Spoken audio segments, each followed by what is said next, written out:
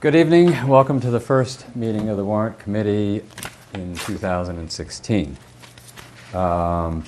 First order of business here is a little different. It's nomination and election of Warrant Committee officers. This is something we usually do at our first meeting in July. However, after a few years on this committee and some time as its chair, and looking toward the future,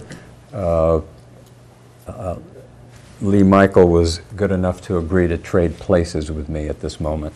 So going forward,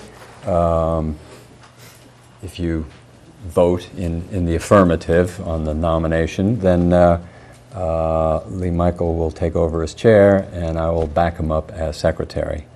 I think this will work well for me, and I think this will work well for the future of the Warrant Committee to give Lee Michael a more immersive experience in the budget cycle this year, preparing him for next year. So I guess I would like to make a motion and look for a second to elect Lee Michael McLean as the new Warrant Committee chair. Second. Thank you. All in favor? Great. Thanks very much.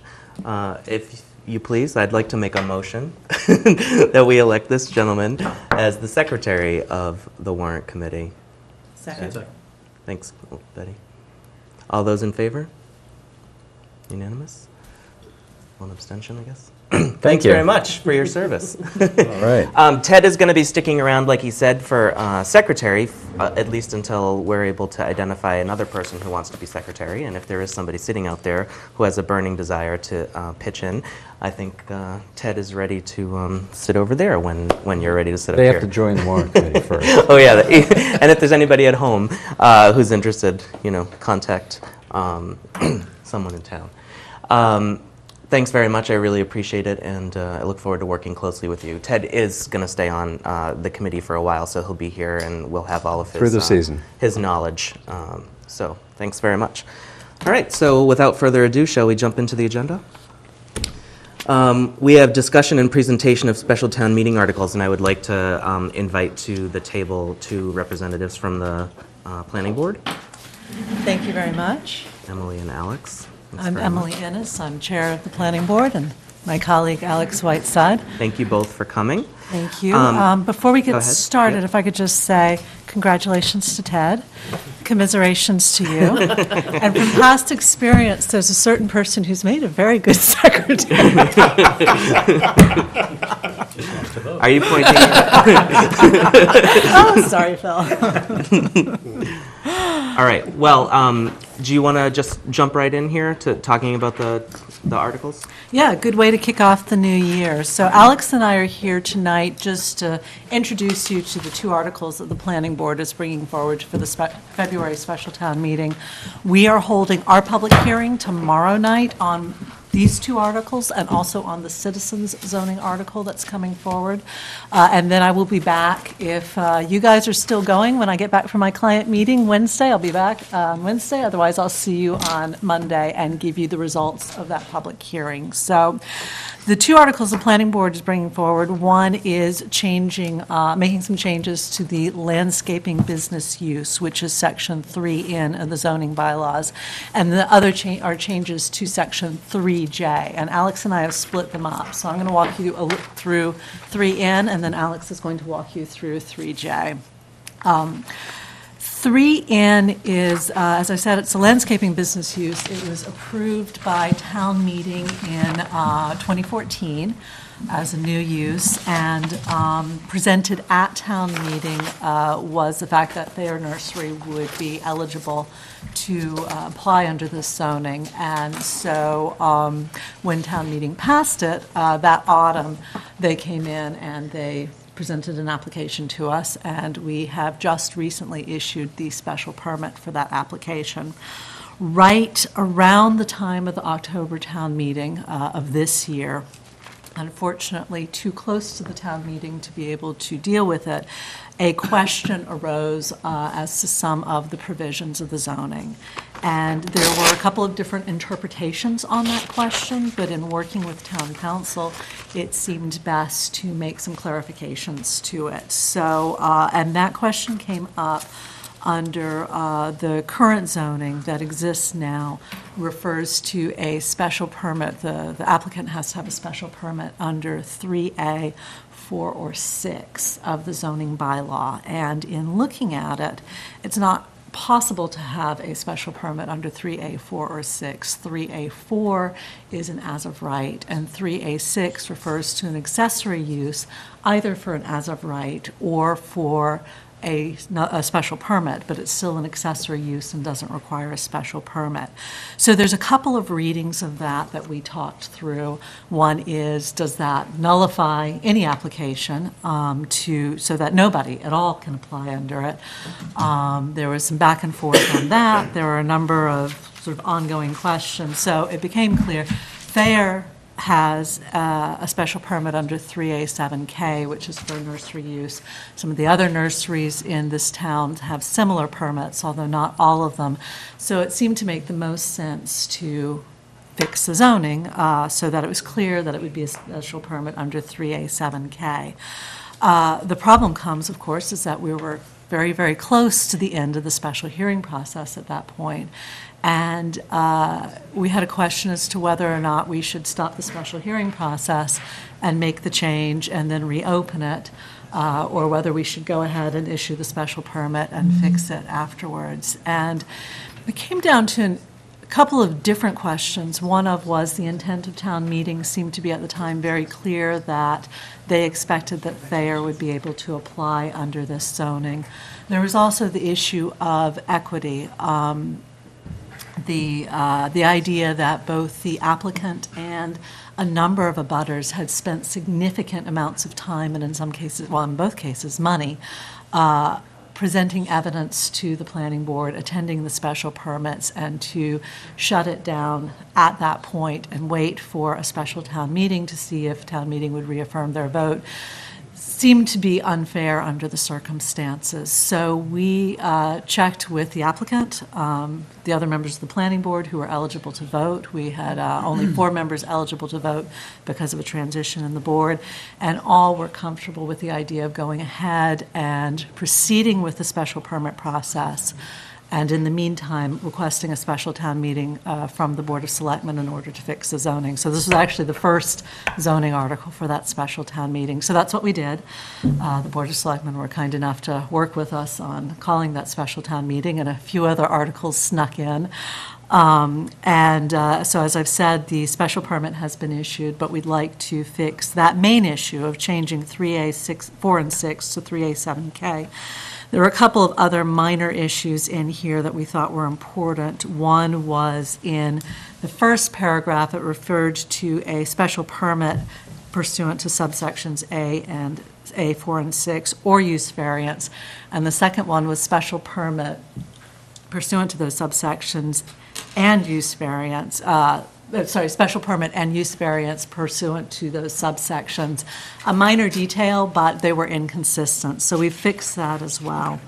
Couple of other things. It was unclear, based on the zoning language in 3A, or 3N rather, whether the planning board or the Board of Appeals would be the appeal authority for anything regarding the special permit. Had a little confusion over that. We tried to make the Board of Appeals the appeal authority. Town council had initially told us that we couldn't do that, so I pulled it out of the zoning last minute. He then had a harder look at it at the request of the planning board, and it's being put back in. So the copy you initially received won't have that language. I'd asked that a copy be distributed to you today. I'm not sure if you received it or not, but if you don't, you will receive it after tomorrow night's meeting, and that just puts that language back in so that the Board of Appeals will be the appeal authority, as they are for all other special permits. I think, Emily, there was some question as to where that sentence was going to go, right? Yeah, I have it in the, what I did was I put it back exactly where we had it originally. And so you'll see it when you get our vote tomorrow night, you'll see where it goes. So you sent that to Ted? So, I sent it to Tim to send to Ted. I don't know if you received it or not, Ted. Thank you. should have received it today. I received John's opinion Yes. on that sentence. Yes. I haven't received anything subsequent to that. Okay, so then I'll follow up with that. But my feeling is that the article was submitted to make the changes. Yes. And then if a further change is needed, then certainly the warrant committee can incorporate that into our recommendation. So the planning board, if it's consistent with the vote that they had at our last meeting, the planning board's recommendation will include that, and we will be asking you to Great. consider that as part of your recommendation when it Wonderful. comes to you. So that's why I'd sent the text in advance. And town council has ruled that we do not need to, or the Board of Selectmen rather, does not need to reopen the warrant in order to put that language in. It's within the scope of the article, so. Well, I'm sorry. Just to be clear, Yes, you've submitted the article. yes, this would be in the That stands. recommendation, yes. We will take your recommendation to add that sentence into our recommendation. Yes, yes, exactly. Okay. So it's not a change to the article, the warrant is not being reopened to change the article, it goes into Right. the recommendation. Great, thanks. So, yep. And then there's two other minor things that town council just wanted us to clarify, one that town council wanted us to clarify, and one that the planning board had wanted to clarify. One is some references to Mass General Law under Section 3, under landscaping services, and one is under 5 on approval of plans, rules, and specifications, just to clarify who gets to revise what material. So, and that's pretty much it. So we will be going to town meeting, of course, explaining the situation to them and that this inconsistency came up, and why we decided to go ahead with the special permit, even though the inconsistency was there, and ask them whether or not they wish to reaffirm their vote in 2014. As it stands now, nobody would be able to apply for a special permit as far as we can tell under that one reading. So it makes sense to clarify it and move forward. So- Emily? Yes. One of the issues that the warrant committee, and I'm sure the planning board has when trying to check articles such as these, is having a source to go back to the zoning bylaws in order to check which sections match up. And Yes. can you give us a very quick update on where we are with getting a copy of that? So this has been a source of frustration, absolutely, I'm sure, for you, and definitely from the planning board. We had quite an extensive discussion about it at a recent meeting. They are working, the planning department, and the town clerk's department have been working on this. I have not checked in specifically, because our last meeting was, I think, December 17th. Did you give a call? I have sat down with Bill Clark. Oh, you good, because that was one of our And- recommendations. He said he's going to put it together. He says, I've got everything, it's ready to go, all we need is proofreading, and of course, all we need is Bill is going to do the formatting himself. And I sent him an email saying, good for you, Bill, we look forward to having it by the end of the week and putting this thing into proofreading next week, because that all it really needs is proofreading, because Susan says, I've got to proofread it before I can accept it, and it's probably fine, but that's what has to happen. But is ready to go. Did he confirm that ETA? What? Did he confirm that ETA? He did not confirm it, but he did not deny it. So yes, it has been a subject of frustration when you see planning board members with old town, reports and warrants trying to figure out which one it is. So Okay. we are moving on it, yes. Great.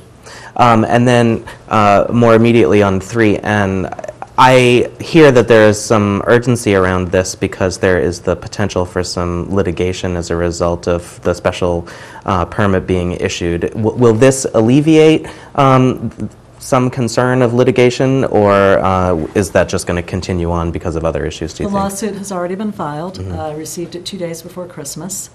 And this is one of the issues Okay. in the lawsuit, but not all of the issues in the lawsuit, so.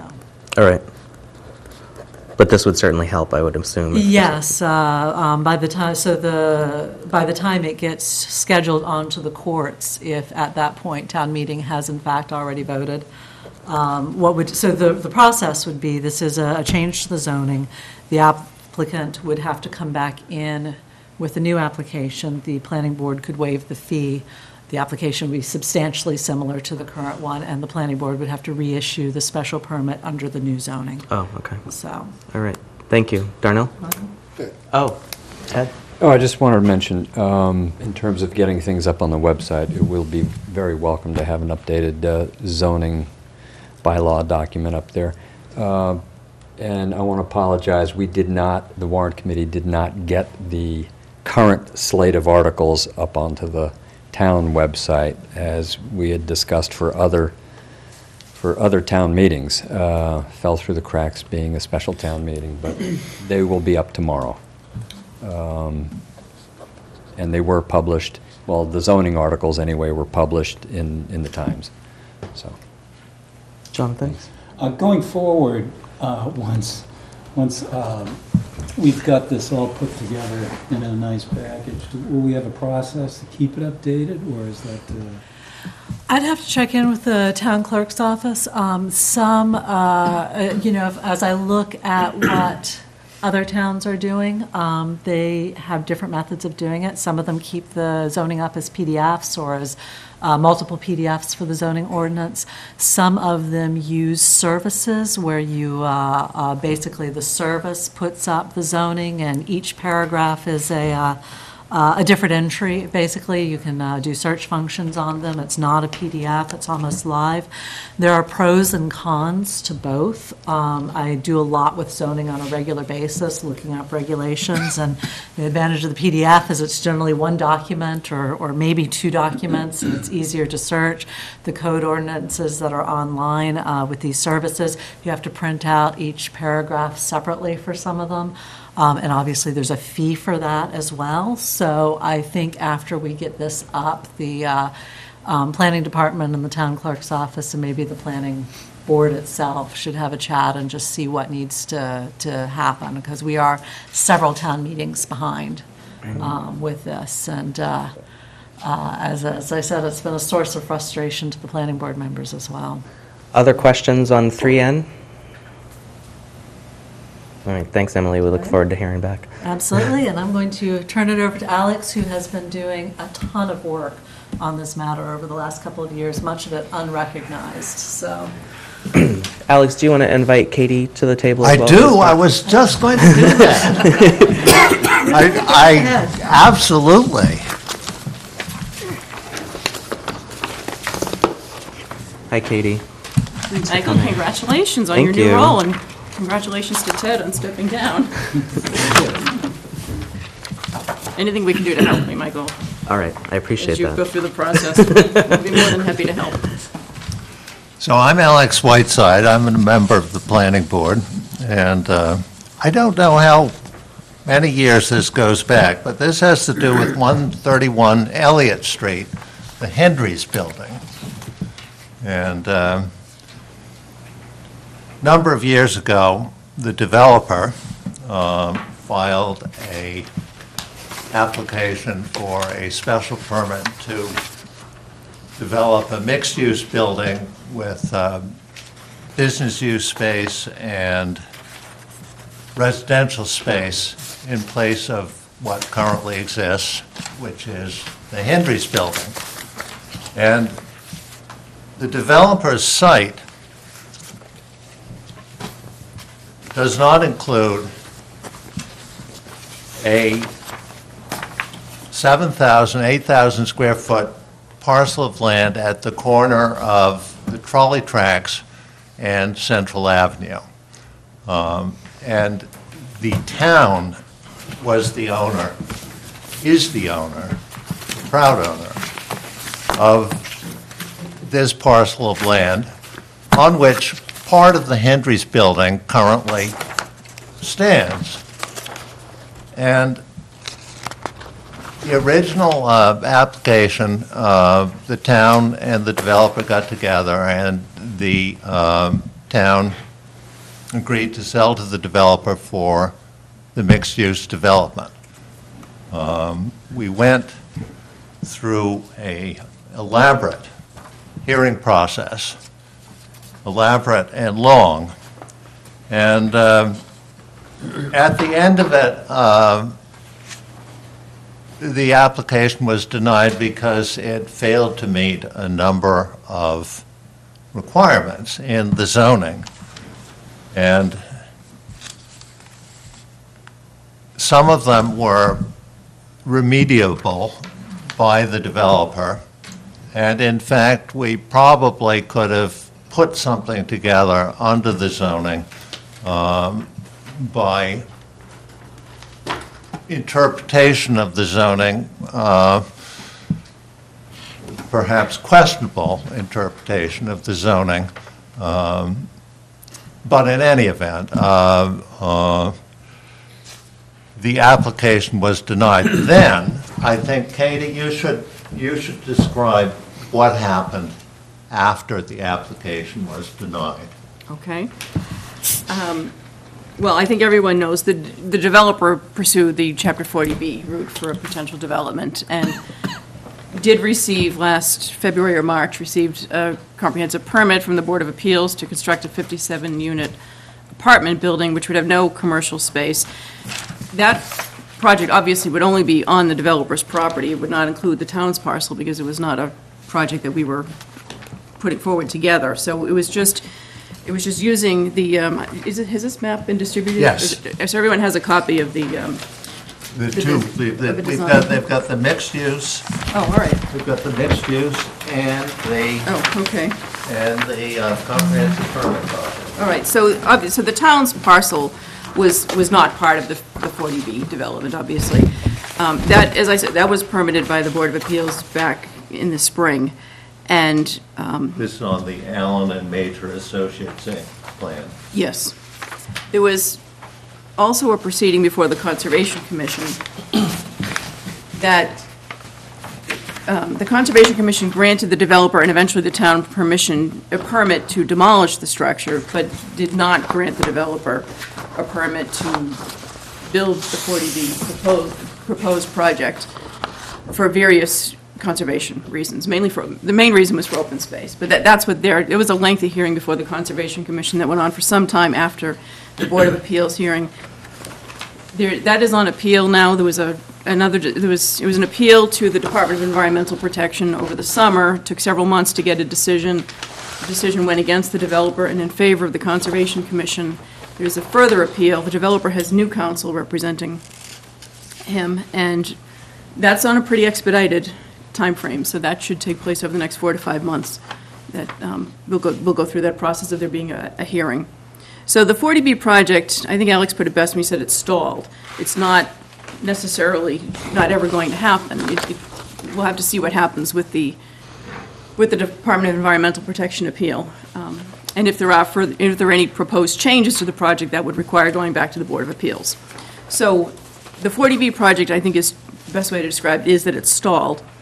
And there had been a lot of discussions with the developer, with Alex, with various members of the selectmen, most recently with me over the last year and a half, with the town administrator, and also with Senator Brian Joyce, to try to resurrect the mixed-use development. And that's what Alex has put forward, and the planning board has put forward with the article that's before you for consideration for a recommendation tonight for the February town meeting. We thought that because a special town meeting was being called for a different purpose, that it would make sense to submit an article to try to address some of the open issues on the Henry site at the same time. So I think that's kind of a summary of where the 40B is at. Yes, and if you've seen the 40B plan, you see the tooth. The tooth is, well, it isn't even a tooth, it's a big chunk of land that clearly should be part of the development, and it's not. So the development is built, it's going to be, if it were ever built, it would be a little canyon on two sides of the town's lot, and then the trolley tracks on the other side. And as far as you can see, if you look at it, that you see the proposed building covering most of the site, and then there's a podium. And if you look at the elevation called the Hendry's Building, Elliott Street Development, you'll see that the podium is basically a built-up area also. There's parking underneath it. On And- top of it, I think. Or add parking on top of Yeah, it. there's underground parking as well, but there's parking on top of the podium. But the problem, the conservation problem is that basically there's no open space on this development. And it's supposed to improve the situation, and it, as you can see, But Alex, I think we should mention, just in fairness to the developer, their argument is that the 40B proposal creates some, not a huge amount, but some additional open space over the existing ice cream factory building. So that's a key issue in the appeal. all right, well, in any event,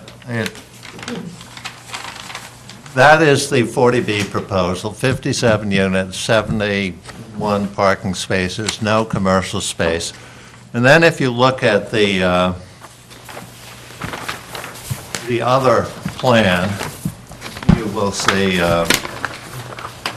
which on the building it says proposed mixed-use four-story building. You have that plan? No, Yes, It looks like this? No. That's it. one here. We need an extra copy. need two. I need one. Julia, do you have any We'll more? share your copies. We don't have one near us. I'm not sure that it's necessarily. Eddie, can you share? It's useful. It's useful because it shows where the commercial space is. Yeah. And it also shows that there is a significant sort of alley along Central Avenue, which will be built to be a pleasant pedestrian experience. The building is being pushed back as a result of the initial hearing saying you need you need it further back, or you need the setback the third and fourth floors. They've set back the entire building by 10 feet. So you can see more green space, commercial space right at the corner of Elliott Street and Central Avenue. And then if you look in the back, there is a parking lot. And that parking lot is going to provide 18 spaces of public parking during the day for the users of the Central Avenue Business District. And that is the public amenity which would justify a increase in the floor area ratio of the building. And you've got a similar, you see the elevation as to what it would look like. It would be a floor, it's basically three and four stories. The commercial space wing is 3 stories. The mixed-use building's 4 stories. The 40B is 5 stories. And step down as you get towards the residence area. So, in the explanation of proposed changes, which I think you have, we spend a page and a half discussing what's going on before. The mixed-use project got denied, how they said, well, we're going to do a 40B, how we discussed how we might be able to bring back the mixed-use proposal adjusted to meet the issues which had been identified at the public hearing. And in fact, the article of which the explanation explains, lists 14 issues which bear changing. And the principal issue is the amount of business space. Initially, the zoning said 50% of the area of your principal floor, which would have been about 8,000 square feet. And from the get-go, the developer said, we can't do 8,000 square feet of business use space. And what we worked out was that we would, on the second floor, make a number of residential units, which would be residential business units, and this would count towards the business space. And you can see that this is, some might regard this as a stretch to say this was business use space, since people would live there and do their home offices as well. But this was, this is what we came up with to try and keep this thing going. But with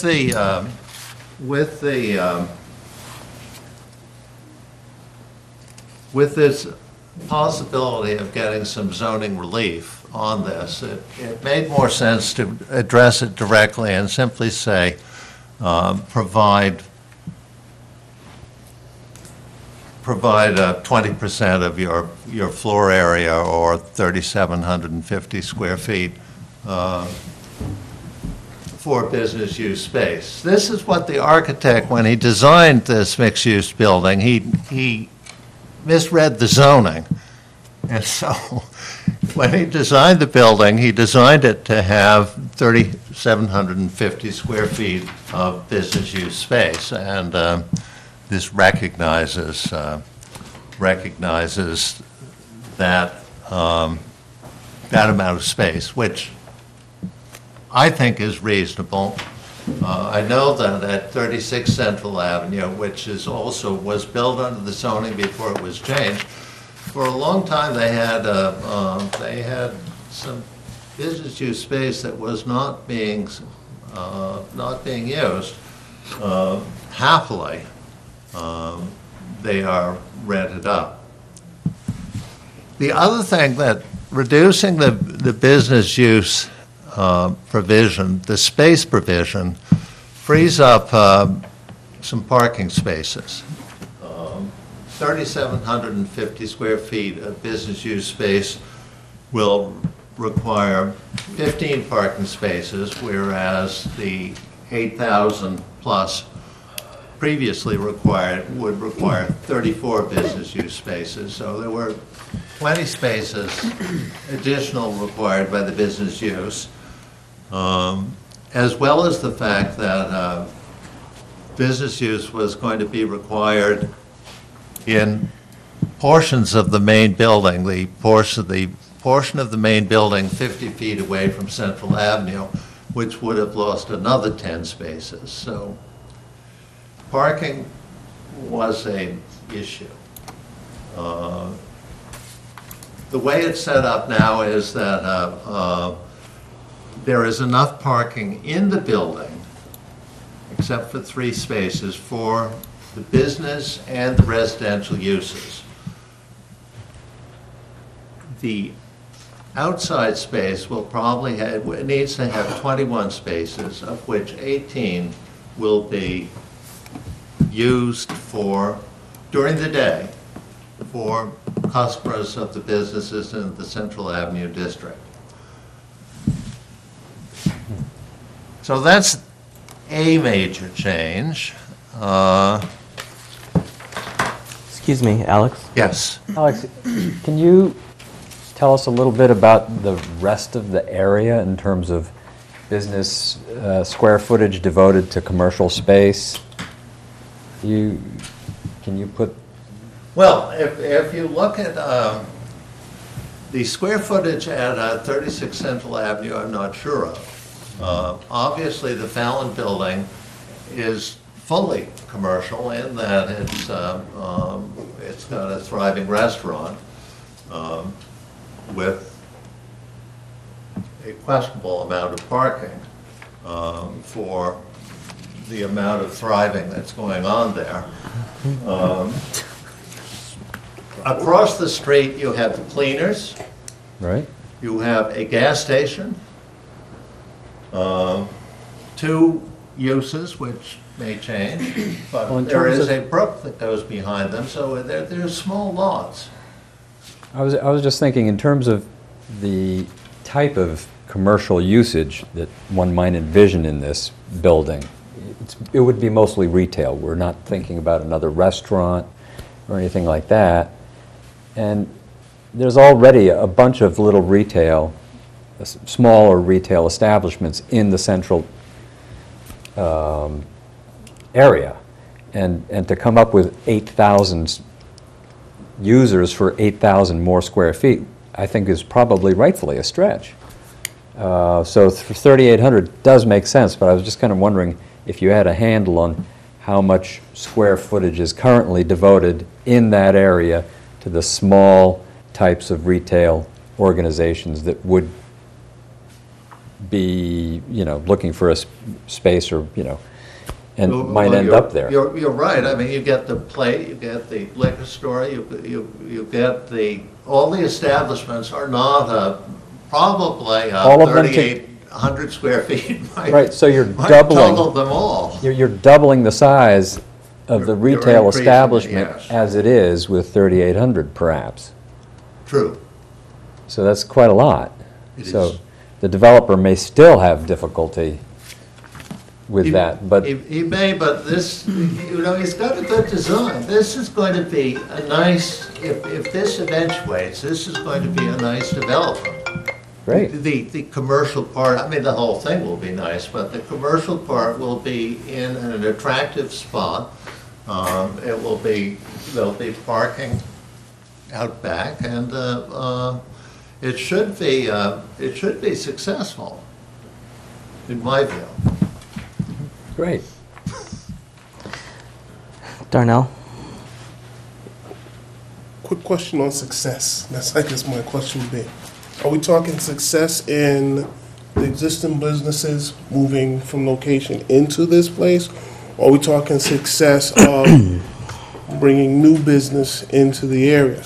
Because you had mentioned briefly that you don't think that same mix of businesses will be there as we go forward. I'm asking, so are we looking at overall growth in business, or are we looking at a couple of businesses maybe shifting locations and empty storefronts on the other side of the street type stuff? That's, I think, when you I looking at think the that picture. like any good development, success will be everywhere. In other words, if you get a thriving business district, you're going to have more customers, you're going to have more demand, you're going to have, it's going to be better for everyone having more choice available. And I don't see that all the businesses are going to leave their current storefronts. It seems to me that you add this sort of, I mean, this is the catalyst for making this a thriving business district, not a bunch of empty storefronts. I mean, that's the idea behind it, that this is Central Avenue revitalization, not that's what the zoning was meant to accomplish. Thanks, Alex. Betty has something. Have you vetted this with the developer, or this is not just step one to get the developer to come back to the table? This is something that everyone's been in agreement with, that this can move forward? I can just add, we've had very good working relationship with the developer. We've had frequent meetings over the last, from time to time, is the 40B and as other projects have happened, we've had a lot of discussions with the developer, and And so you could sort they of, have, I believe they have a copy of this, Alex, right, this proposed zoning? They do. They have a copy of the zoning. The explanation is something I haven't shared with them because it's our explanation. Could I But there is a feeling, to Betty's point, that this would encourage a mixed-use development as opposed to the 40B. Yeah, I think the way to respond to that is, from what I've learned from dealing with some developers in town and in other contexts, that it seems to me that developers always want to, certainty is a big thing for them. And even with a different developer in town, there was always a focus on, well, if we did one plan, the developer still has another plan that, in case one fails, they need to know what's the backup plan. So I think the developers, I know the developer's interest in still seeing the appeal play out on the 40B and have the permitting, having spent a considerable amount of time and money on the 40B proposal to get that to the final stage and to see that appeal through. The developer has been talking with us about this proposal, and I think this is an attractive proposal. And just to go back to Darnell's point, the Henry site is really the big anchor property in the Central Ave Business District. I think what Alex was getting at in terms of the other businesses, if a development of a good quality with commercial space and bringing in new residences goes into that site, and it's a good development, which we expect that it would be, that can help revitalize other parts of the business district that may need some revitalization. And this is one end of the combined Central Ave Milton Village Business District, and there are some properties in both ends of the district that really could use a little bit of rehab and revamping and some sprucing up. So I think the expectation is that if we get a good development at this site, the benefit of that will also be seen in other properties. Thanks, Katie. Brian? Forgive me if I'm missing this here. Can you clarify how the revised mixed-use proposal addresses the environmental concerns brought up by the town commission and the state environmental protection? I might be missing that here. There's more open space in the mixed-use development. It's a smaller structure. There's more greenery, there's more trees, there's more, in the front area of the building, there's a much bigger open space area. There's also, I think, more open space along the tracks. And there's also along Central Avenue. And, yeah, there's a wide plaza area, or I'm not sure what you called it earlier, Alex, but there's like a 10-foot, if you push the building back 10 feet, so there's more open space on the site itself with the mixed-use building than there would be under the apartment development, which just takes up more of the physical site. There's also the wide open parking area here. It's probably kind of beyond this discussion of the zoning to get into, but the Conservation Commission and the developers' engineers had a different definition of open space. One of them was looking at, is it just green space, pervious versus impervious? The other side, that was the developers' engineers' approach. The Conservation Commission was taking the view that anything that doesn't have a structure on it is open space. So under one definition, you'd consider a parking lot, and under another you wouldn't. Okay. So, but there is just generally more open space under this development that presumably would address that environmental issue. Chuck? I think you touched on it, but I'll ask it more explicitly. So the developer will not give up his appeal if this is successful?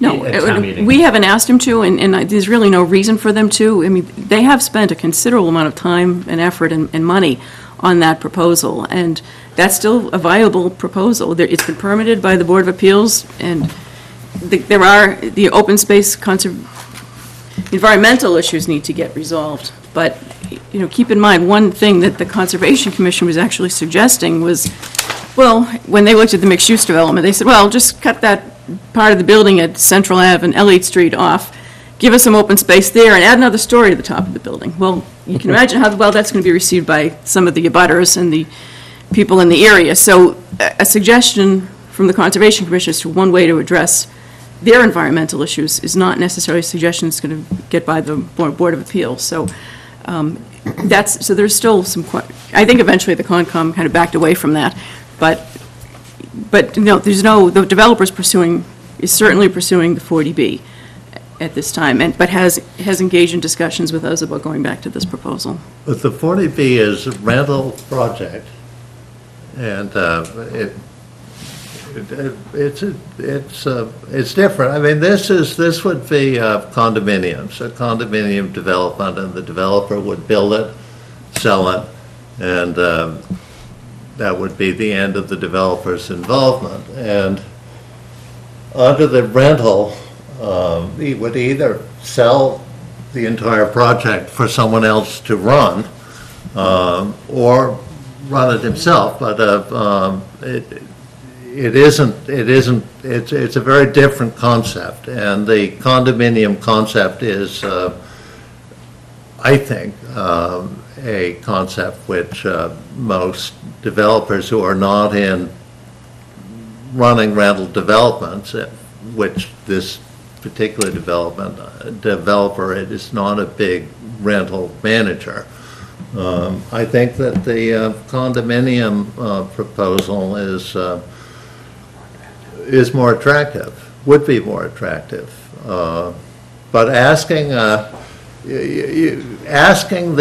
developer to give up the developer's appeal for a potential permit from the planning board. I mean, if there were an actual permit from the planning board, which the developer had in hand, I think the developer would be quick to give up the 40B. But right now, there is no bird in hand, and but if the town meeting, if the warrant committee and the planning board and the town meeting think that making the mixed-use development possible and really very feasible, then I think that there is quite a strong possibility that that is what will eventually be there. And if it were to be what's there, it would be a significantly nicer development than the 40B. Alex, thanks. I have Betty and Darnell waiting, and then I assume there were some other points here that you wanted to get back to address. I know you don't need to address all of them, because some of them are more simple than others, but you want to get back to the list, right? I can do that, or I can address points that people might be interested in. All right, well, let's go with Betty then. Alex, you answered my question, because I was going to ask about rental versus condo, and you already answered that, so I'm Thank all you. set. Darnell?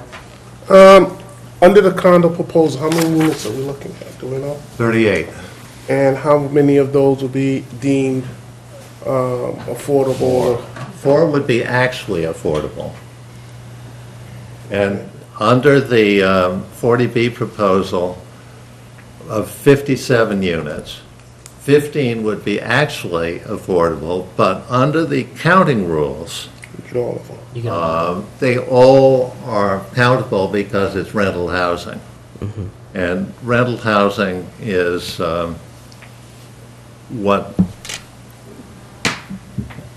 is easier and more desirable for the affordable housing managers than condo development. So Alex, do you want to go back to the 3J? Are there other major points that you wanted to address? Well, we've got the first, number 1 is business use. Number 2 is business use. And number 3 is business use. The amount of business use. And number 4 has to do with the bonus. And everyone remembers that there was a big tree on this lawn. And the idea of the zoning initially was to save the tree. So it said, the zoning said that you get a bonus if you preserve, if feasible, significant natural features on the lawn and provide other significant amenities to the public. The tree is now gone, and so there are no significant natural features to be preserved on the lawn. And this recognizes that and doesn't say, well, that kills the whole thing. It simply makes it an alternative. It either preserves significant features or it provides significant amenities. If you do either, you get the bonus. Or you can get the bonus. You're not entitled to it. It's discretionary with the planning board. Okay. Number 5 says that the provision of public parking can be deemed a significant public amenity. 6 has to do with some standards for parking in the in residential areas, and they don't work for this little lot, which is partially in a residential area. Not entirely in it, but partially in it. And we changed it around to recognize that it has to be an attractive lot, but it's simply, if they try and comply with these particular provisions, I mean, like one provision, I think in section H, it says you're not supposed to be able to see the parking lot from the street, and that's just not doable. These 3 provisions were designed for the institutions that go into a residential area on a big lot and have parking, and not for this particular situation. So it says that it has to have a well-maintained landscape perimeter with low lighting and no noise or low noise, and kept clean. Number 7 has to do with the fact that the ground floor at Central Avenue of this development is actually the basement. But it's also the principal floor, so that the zoning should recognize the fact that the basement can be the principal floor, because it is. It's just the way it is. Because of the elevation of the same. The next has to do with the fact that the current building is bigger than the proposed building, and so if you're trying to find what the elevation that you're starting at with the new building, it being within the footprint of the old building, it would start somewhat under the elevation of Central Avenue, because you'd be in the building's basement. And what we say is that you can extend the current landscape, which goes up to the edge of the existing building. You can extend it over to where the new building would be, and then you can use that, determine an average elevation, and thereby you can determine the height of the building, which can be no more than 45 feet above the height, the average height, as so determined. We had a terrible problem with that when we were doing this permit, how to address that. Alex Darnell has a question on that. I just want to make sure that I have what you're saying correct in my statement. So being that the Central Ave project has a sloped elevation going from on the Elliott Street side, or whatever. So at the Central Ave Elliott Street corner, we're at a substantial lower elevation than the Elliott Street, say 100 yards in. Yeah. So we take the top portion of that, so that the highest point, and use that as our base elevation You point? go around the building and you do all the elevations at 10 feet intervals, and then you get the average. Or the average? Average. Okay, the average. And that becomes your base elevation. All right, excellent. Phil? What's the practical effect on that in terms of either the height of the building compared to what it would have been under the old zoning, or any of the floors within the was- zoning?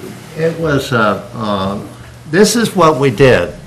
We extended the grade over, and by pushing the building 10 feet further into the hill, we've actually increased the average elevation, and before we were within 1 foot of 45 feet, and this will give us a little more wiggle room by pushing the building 10 feet further away from Central How much Avenue. wiggle room will it give you?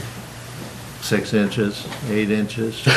So it's a foot, 8 inches difference, is that what you're saying? Well, no, it's simply that there is, we've got to determine that the height of the building is no more than 45 feet above the average elevation. But you're retaining the height on the principal floor? It's the same height. Okay, It's the yeah. exact same height. Thank you. 9? 9 has to do with setbacks and the setback along the tracks. Do we have a picture of what it looks like along? Yes, you do. You can see what it looks like along the tracks. We have an elevation of that. But it isn't, yes, yeah. It isn't setback, it doesn't have the same setbacks as along Elliott Street and Central Avenue. And those were, the setback provision was really addressed to the streets, the street facade of this building, not the track side. And of course, the parking area side has that, all that space of parking area, so it's well set back. But this simply says that the step back provision, which says step back your third, fourth floor, or step back your entire building, is intended to apply to the street side of these buildings. Okay. 10 is the same issue. 11 has to do with the parking space determination, and really, the parking spaces under both are about the same, because we require the 1/3 again as much space. And that was really to make sure that there are those 18 spaces out back for public parking, because the building has enough space under this formula without the 1/3 additional to have all the parking within the building. But the public parking was deemed critical to the proposal. It's a formula, we've reduced the formula somewhat, but in actual fact, it doesn't result in less spaces. It just makes it easier to justify the 18 spaces for public use. It makes the zoning basically recognize that those spaces can be allocated to the public. 12 is the same thing. It simply says that public parking is an amenity. No commuters, thank you. 13 has to do with the application fee, the fact that they've paid one big fee along with another fee for their 40B. They've paid a lot of fees, and that the planning board would have discretion to waive the fee. And the 14th sort of recognizes what has happened with the Conservation Commission with this, with the 40B plan. I mean, things can come up, and but the permit process can recognize other permits that may be required and make it conditional on those permits being received. Alex, under 13, what is the approximate size of a fee that we're waiving? 5,000, 8,000. Okay. Quite a lot. It's a big fee.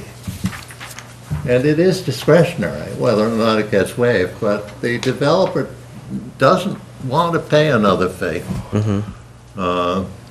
Developer has also paid a fee for the 40B. Right. I do not know the number offhand, but I know that's a pretty big fee as well. And Right. presumably has already paid a mixed-use fee as well. Oh, yeah, it would be that it's the same fee. It's the same project, and so, it didn't seem unreasonable. Darnell? Those fees, which fee? The 40B fee didn't come to the town, did it? Or I was think it? it did. I think part of it is used to fund the peer review studies, but I didn't bring the specifics. I think there's a separate fee component to it that's just a fee, but part of the overall fee is to pay for peer review studies. Other questions for Alex and maybe Katie? I just wanted to get clear about the parking, if there's going to be enough parking there. So it started out, it says here on your, that we're going to be 90 spaces. Yeah. And then on the back page, it says there's going to be 70 for the residentials and 18 for the businesses, and with some overlap during the day. If you could just say to me, how many parking spaces are there going to be when we're all done here? It seems to me there are 87, and that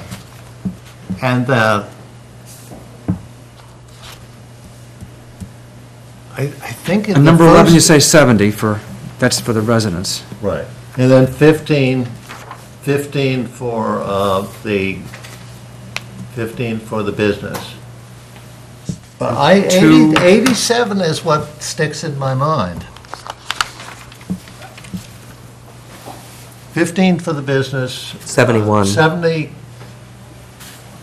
I thought, for the, I may have, I see This 71. reminds me of a comma or a period, just not having this number exactly here. Fine. 87 it seems to me that 87 is the number. Okay, I couldn't, I was looking everywhere for it, I couldn't find it, Alex, so when we get the It's final probably- copy in It's probably PDF. not there. Yeah, okay. I think, Alex, at one point you said there'd be 17, there'd be 20 parking spaces outside for you to finish off the required for the business, and 17 for the public. 18 for, and 72 for residential use. 72 plus, this is in the explanation right Yep. here? 72 for residential use, yeah. Right. This was the, this was the original. That's what threw me off. With Like, that was 8,600 square feet. It's 87. The original was 90. You have time, it's I'll give you now more time to answer that 87. question, you don't have to do it now. But we save, you see, we save these additional 10 spaces up here at the front. I mean, those are critical. Those were making the back parking lot really very difficult to design. The 10 spaces that would have been taken out of the inside. Well, yeah, all parking. kidding aside, I live in East Milton, and right over the line in Quincy's an ice cream place, and maybe they're going to sell ice cream someday in the Hendry's building, I don't know. Would be nice if they did, in a way. Right. You know, and so there's a lot of people driving, it's kind of crowded, and I'm hoping that you guys have enough parking for something like that. I'm not a city planner, and I'm not going to say how many parking spaces there should be, but it'd be kind of nice to like lay that out for us, these numbers all add up, I know exactly how many parking spaces I've got, and this is enough parking for what's going to happen. I discussed this with our Harvard-educated assistant town planner, who indicated that we may be requiring more parking than is necessary. Because it's transit-oriented residential development, is that the reason? Because it's Well, transit-oriented yeah, and- residential development. I remember in some of these, in Cambridge, like in Kendall Square, they have a lot of zip car lots. There's nothing mentioned about that, but would that be a way to like lighten some pressure on some of the? There's room for 3 zip cars out back. Okay. But I didn't see anything about zip car in this, so, We haven't zip card yet. okay. The shared parking also, obviously, at nighttime, that would be for residential use for guest or overnight parking.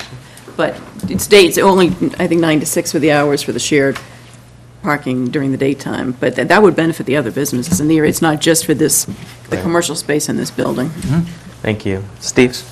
Yeah, this is transit-oriented development, and if it's a success, it's likely to increase the property values of the other commercial space there, which means other people are going to try to optimize the value of it. Are we looking at 40R at all for this area to, it would bump up the affordable housing a little bit. It's got to be 20% instead of 10%.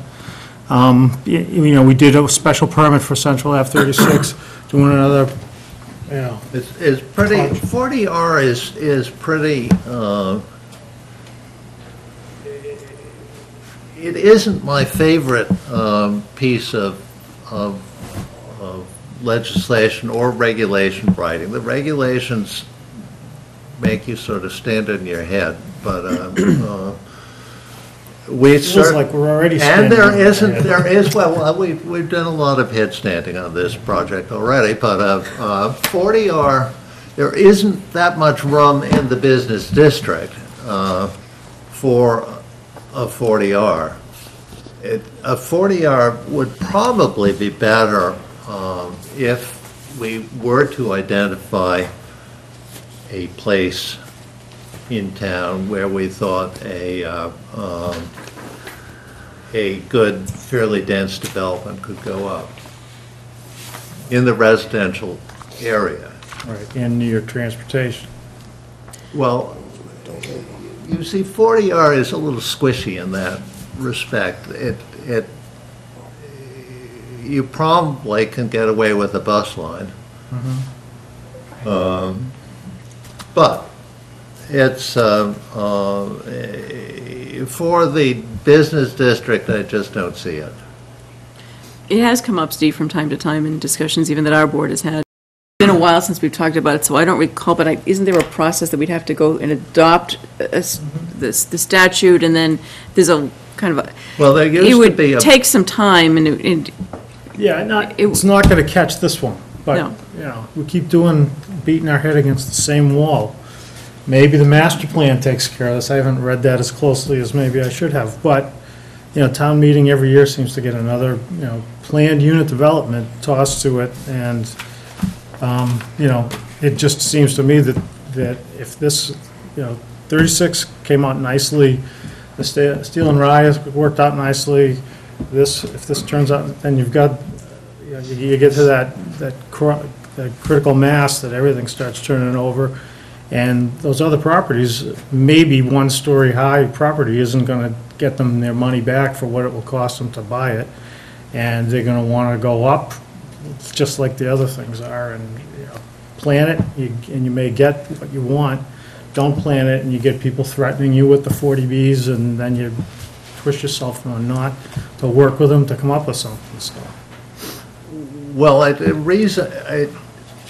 40R is zoning. Yeah. We'd have to rezone it 40R, and in fact, interestingly, 40R is sort of site-specific zoning at its, the developer has a parcel and they make it into a 40R district, and it's just a parcel, and they put up, this is usually what happens, they put up whatever the development is under 40R, and it used to be that you would get the state to kick back some money on 40R, which made it more attractive, and I think that they've spent all the money. So it's less of a, I mean, we could go and do our usual site-specific zoning on sites that we identify as potentially good places for additional development.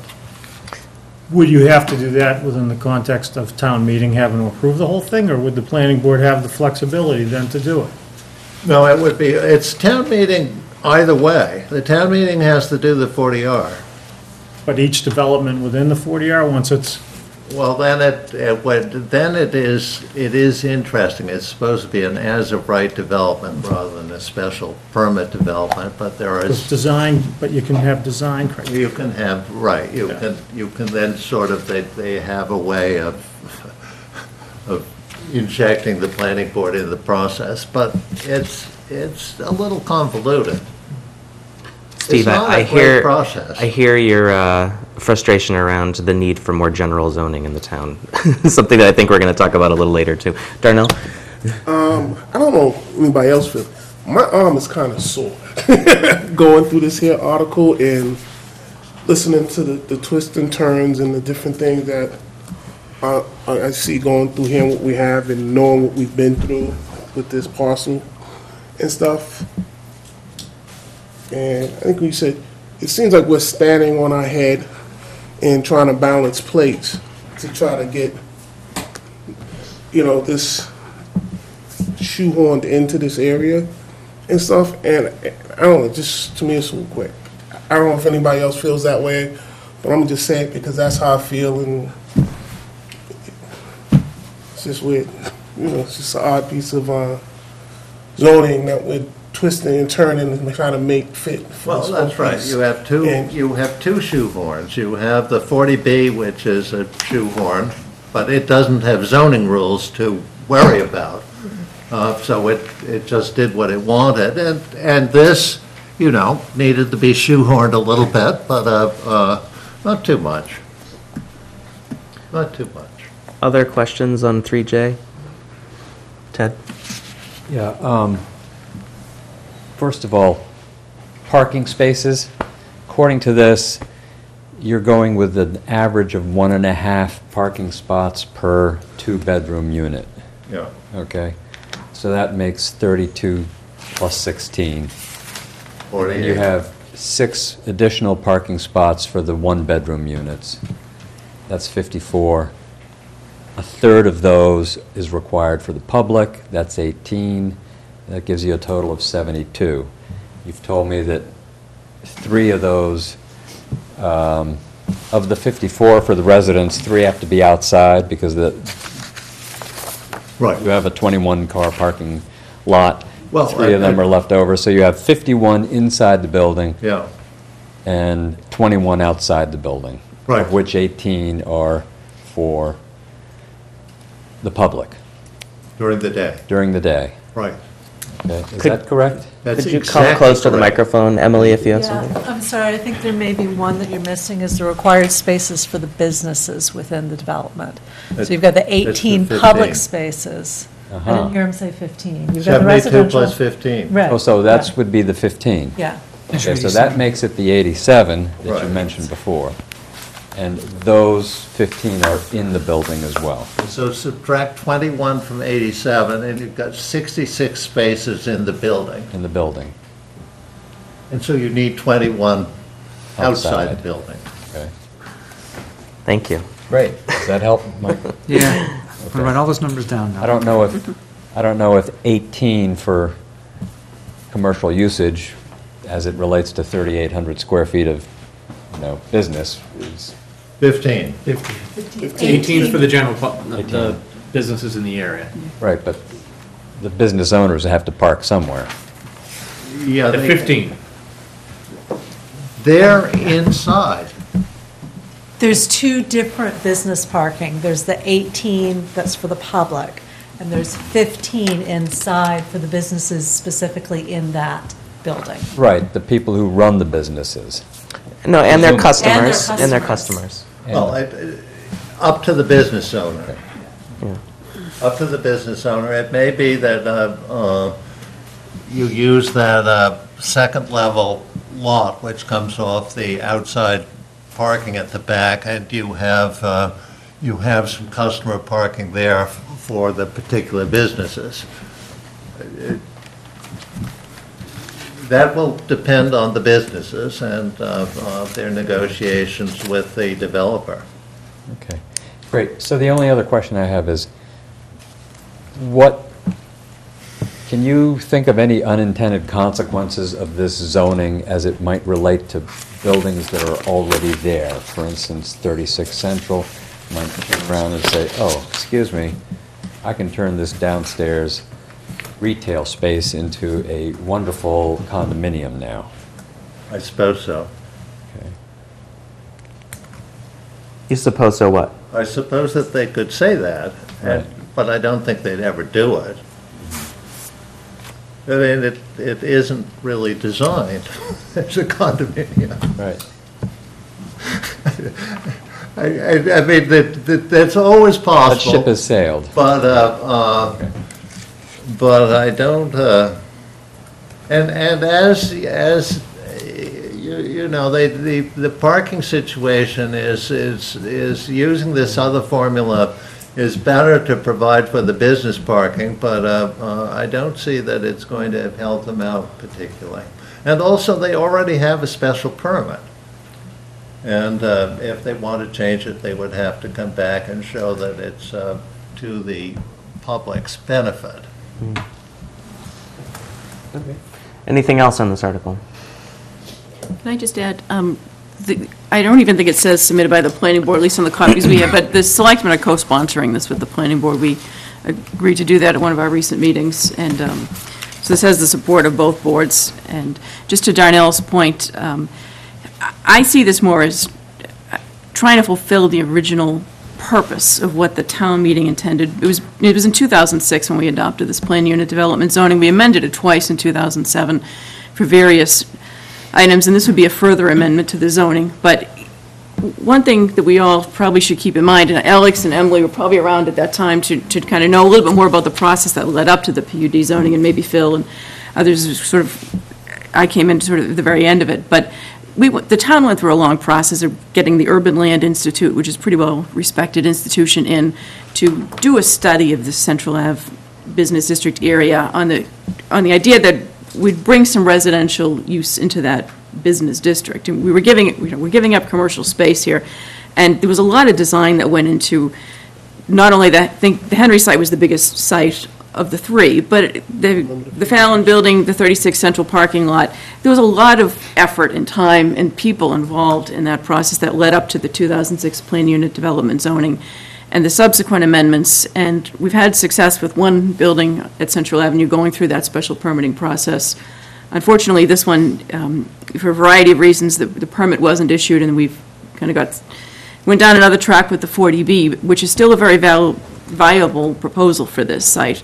So what I think we're trying to accomplish really is what town meeting intended, 10 years ago, and the people who led up to the town meeting vote. There was a committee, I can't remember the name of the committee, but there were various public meetings in town and committees that were involved in trying to generate a revitalization plan for the Central Ave Business District. So I understand what you're saying, Darnell, with shoehorning it. It sounds like we're trying to make some special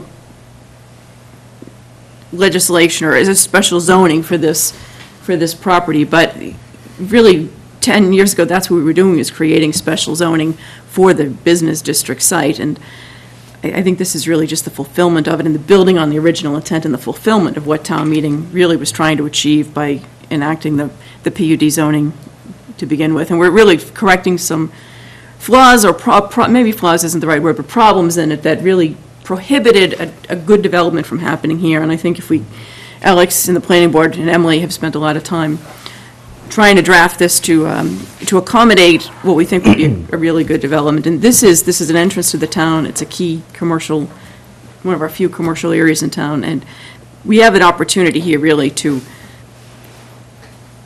make come to fruition a good project, something that will generate a lot of additional tax revenue for the town and revitalize the area and hopefully revitalize some of the other businesses there if we're able to jump through all the hoops here and get this done, and then all the other things that need to be done in terms of the transfer of the town's property, the Conservation Commission. Katie, since you brought us back to the zoning issue, I think it relates a little bit to what Steve was saying as well. I have to say I'm not really a fan of doing special zoning for site-specific issues, and I think that the ship has kind of sailed on this property. As you said, it was 10 years ago, but a lot of things have changed in the last 10 years, and it would have been great if we had some general zoning on our books over the last 10 years in order to address issues such as this. And I think that with the recent townwide surveys that we've done and the master plan, I'm hoping that some more general zoning is coming our way.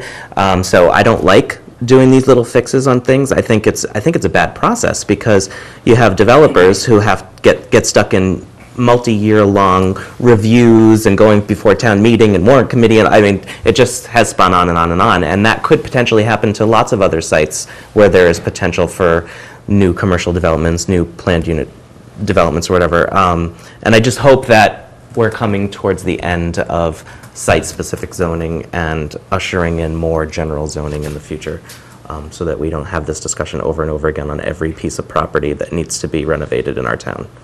I am by no means a zoning expert. We've got two of them right here, and probably others around this table. But where it's overlay zoning, there's still commercial zoning that would apply to this site. The overlay zoning really just, the way it was explained, I remember I was on the warrant committee at the time, the way it was really explained to us was that none of the underlying zoning for the commercial area changed.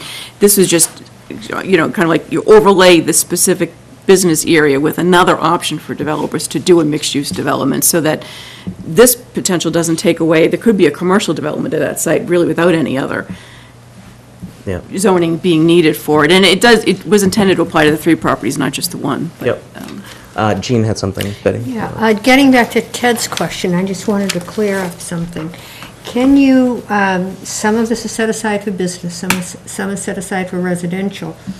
Can you change the use of these? I mean, if you have a business property that, as Ted was talking about, change it into a residential unit? Can you do that? No. Living there? No, okay. Betty? Yeah. As much as I agree with you about the zoning issues in general, I think that the condition of this building and the long-term problem that this site has created for the town and such an eyesore and safety issue, I think getting this resolved trumps the longer-term issue. So I think that's what I meant to having say. listened to, having listened to, I'm a town meeting member in Precinct 2. This is the key thing that everybody in Precinct 2 comes up to me and talks to me about. So I applaud that you're doing this. I'm so excited that it's happening. I want to see this building demolished. I'm going to be there when it happens. I'm going to take the day off if I have to, because I want to see it come down. I agree completely. Yeah, to it's clarify, time. I'm not looking to hold this Yes. project up. I'm just hoping there aren't a ton of more additional projects that are coming towards the town meeting route that could be dealt with more easily through a special permit process with general zoning. Could I just for a minute follow on what Betty just mentioned about demolition? Because that is something that other town meeting members in Precinct 2 in particular have brought up, that people are concerned that the building is still standing there. Everyone would like this building to come down as quickly as possible. As much as we all want it down, the demolition cost for the developer is really kind of tied into, well, what comes next? And if you can finance it as part of the larger financing project, I know this from clients at work, often you want to tie, you want to finance not only the construction, but also the demolition as part of your cost. The town building, we have that money set aside, which we've had set aside for a couple of years for demolition. We really would, the board's selectmen's view is really, we would like to try to save that cost and transfer the town's property to the developer and have the developer pay to do the demolition of the entire site.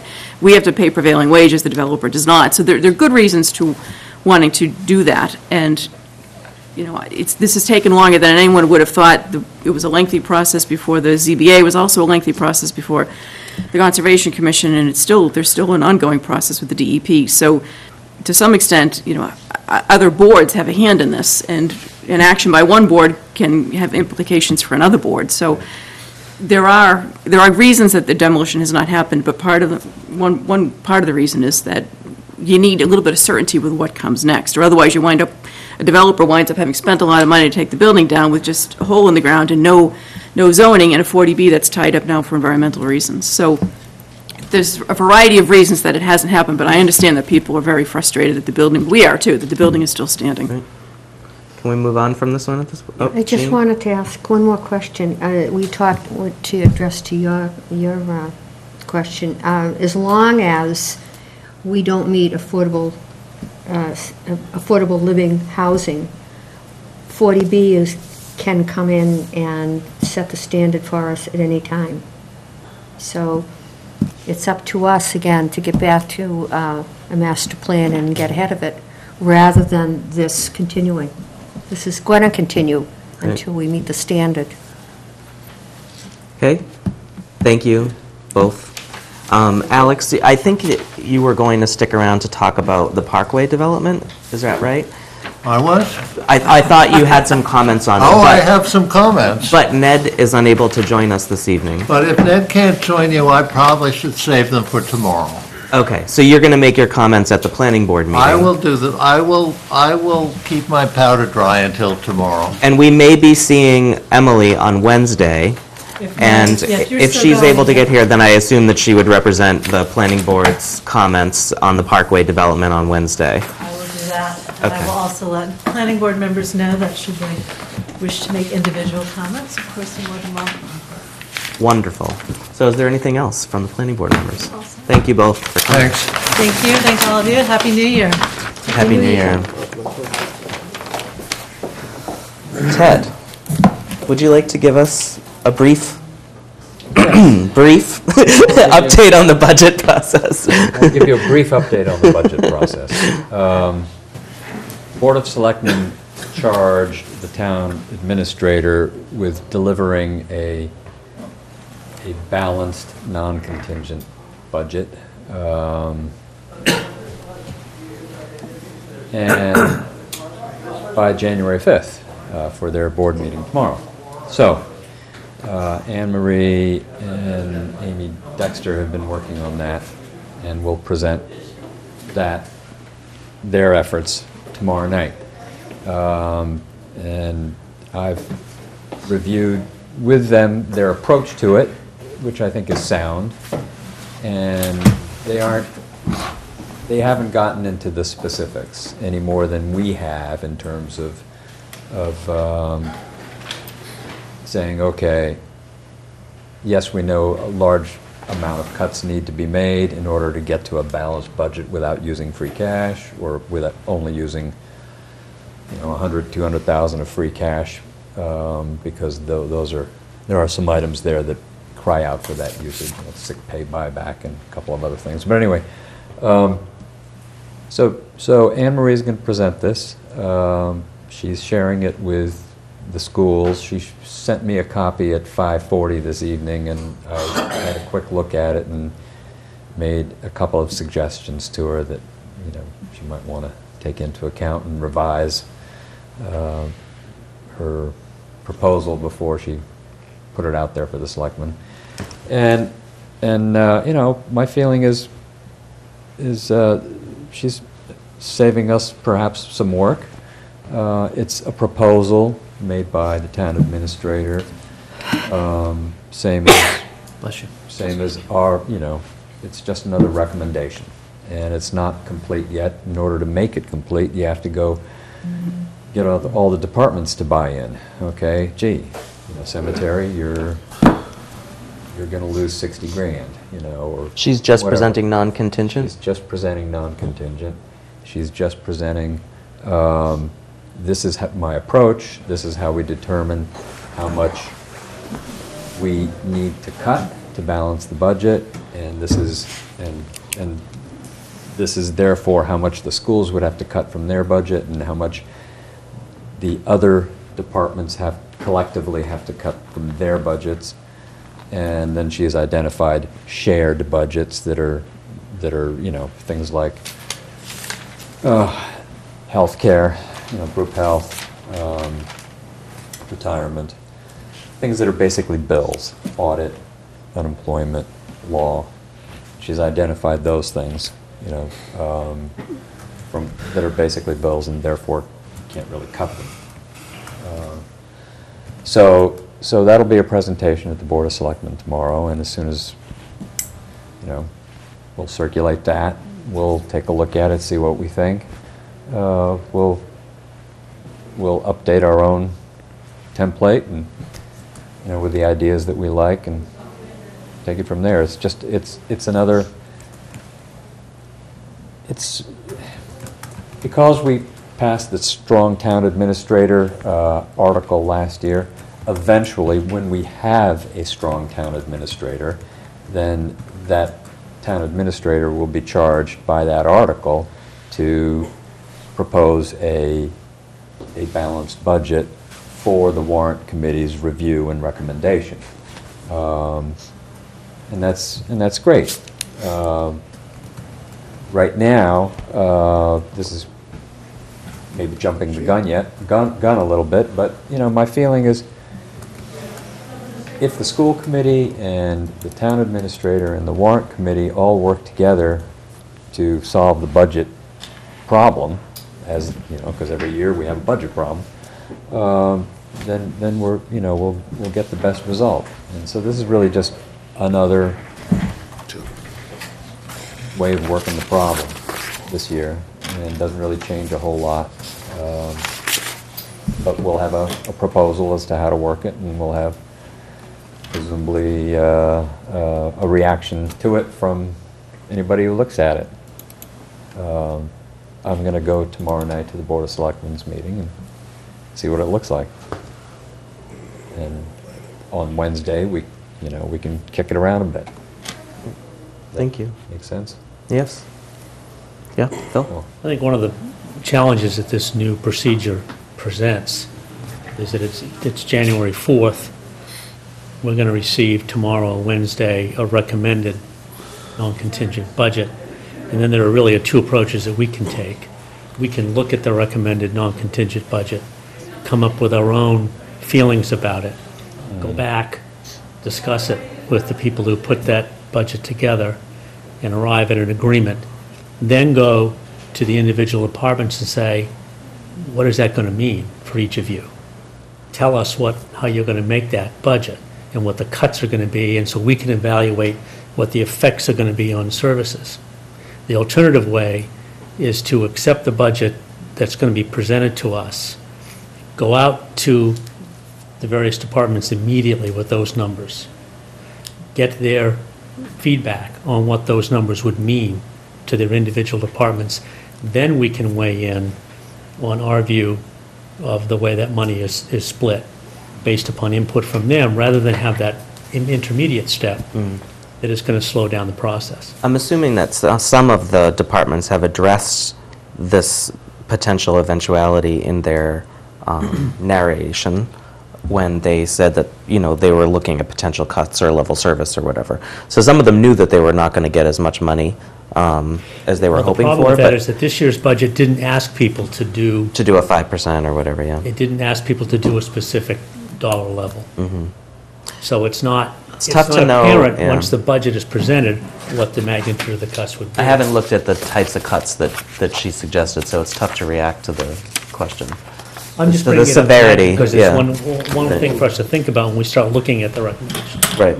So Phil is right. The charge to the departments when they're asked for budgets was for basic level dollar actual based budget, and then plus what do you think your needs are for providing solid service to the citizens going forward. We did not ask them, okay, what would you do about a 2% cut? Okay, so therefore we don't have any response in anybody's narration. That's true. For that, you know, a 2%. But I think probably what we are looking at is about a 2% cut, you know, somewhere around there, and you know that there are a couple things that could affect that. One of the articles we're going to be looking at later is the stormwater utility article. If that goes through, there's $500,000 that doesn't have to be cut. Okay, right now, what the scenario that's going to be put out at the Board of Selectmen's meeting is not going to consider that. So there's a variable. Okay. As far as getting back to the departments and saying, geez, what are you going to do about a 2% cut? We're going to see all the departments in short order here, and we're going to have to talk to them. Yeah, but I don't think you can expect them to tell you at that moment what they're going to do with the 2% cut. No. They have to have time to prepare. No, we need, you know, and they will be getting the message tomorrow that something like this is coming down the pike at them. Well, I would hope that they got the message prior to tomorrow's presentation, because the town administrator presumably is supposed to be developing the budget in concert with the departments, not without their assistance. Steve, I have a question. Exactly the point I was going to make, so that's fine. Okay. Well, we've already seen budgets that Michael and Michael and Lee Michael, we've already seen a couple of budgets that have pretty much did what they did last year. They budgeted pretty much what they budgeted last year. And it's so far from reality. I mean, it doesn't even look at what they actually spent. They're just trying to keep their budgets level. So I don't know, the 2% reduction has not, when we spoke to them. I didn't hear about a 2% No, reduction. so they're not at all prepared for any of this. Makes them all go back to the drawing board and take a budget that isn't even reality now and make it more absurd. So I don't know. No, It's just my feeling. Well, it would be difficult for anybody to do that. Yeah. Some of the small departments, say Board of Health, we had the Board of Health Yes, here, yes. okay? They can't cut 2%. They don't have 2% to cut. I mean, their entire expense line is $2,000 out of a $205,000 budget, okay? That's only 1%. How are you going to cut 2%? You'd have to cut somebody's hours. In almost every case, every budget is going to have to cut people in order to Sure. achieve a 2% cut.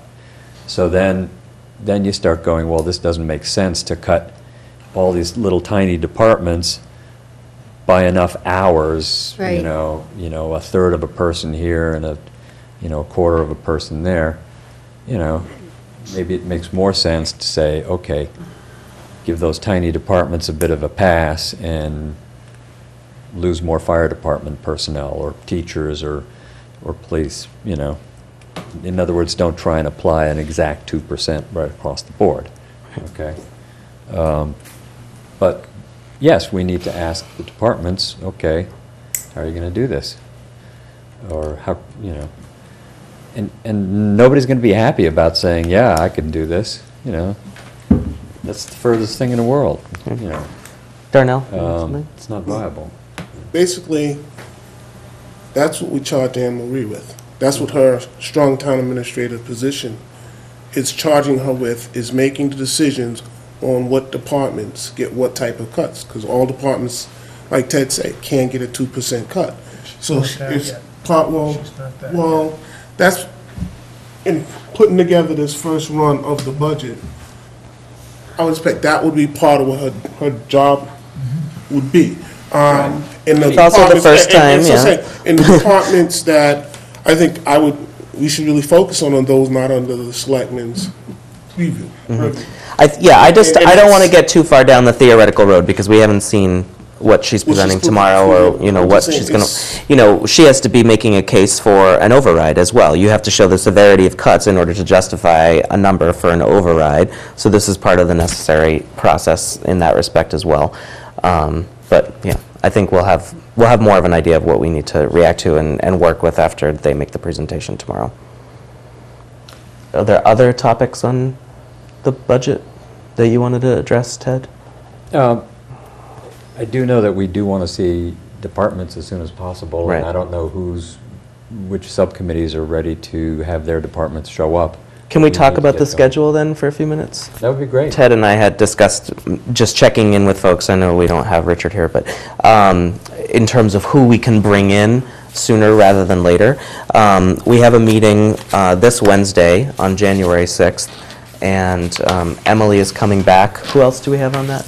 Well, we have, first of all, we have town clerk Sue Gallivan coming in for Yeah. two budgets, the, her budget and the election and registration budget. Yep. We have Jim McAuliffe, town treasurer, coming in for his office's budget, and if we have questions on debt service, bonding, anything like that you want to ask, and I've sent out, I think, the relevant documents that I have. I do have one more that I just got. It's got a little bit of a problem with it, but anyway, it's the, any questions like that? And maybe then, Emily. And then maybe, and then Emily will probably come in and tell us about the public hearing, if we don't watch it on TV.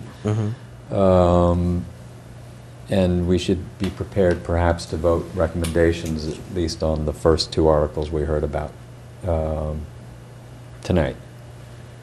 And we can discuss those further if needed.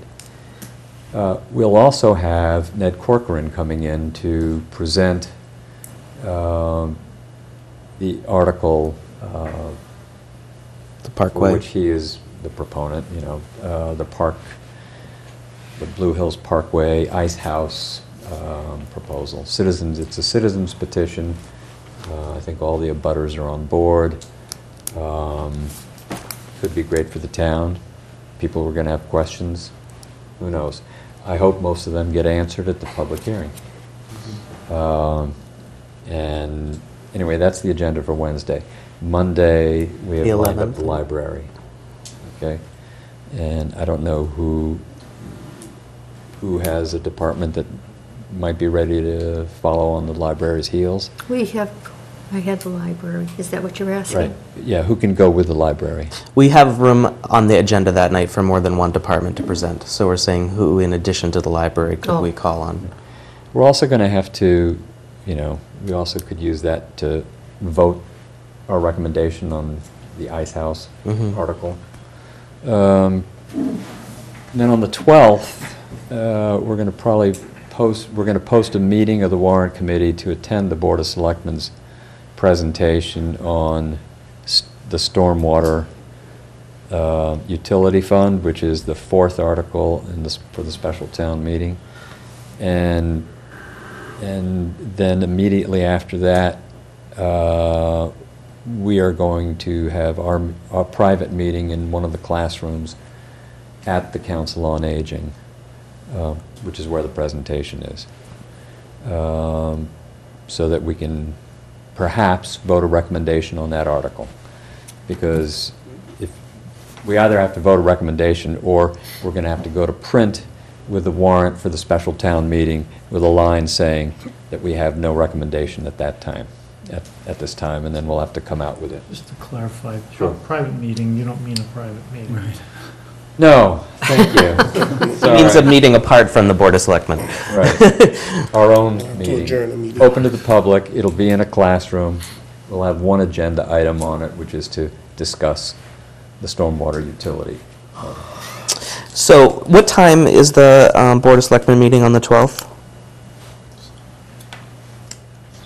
I don't know offhand. I presume 7 o'clock, because that's when they usually start. So it would be great, and we don't know I where think on the it's agenda about that an hour is, and a right? half presentation. Okay, They haven't posted it yet, all right.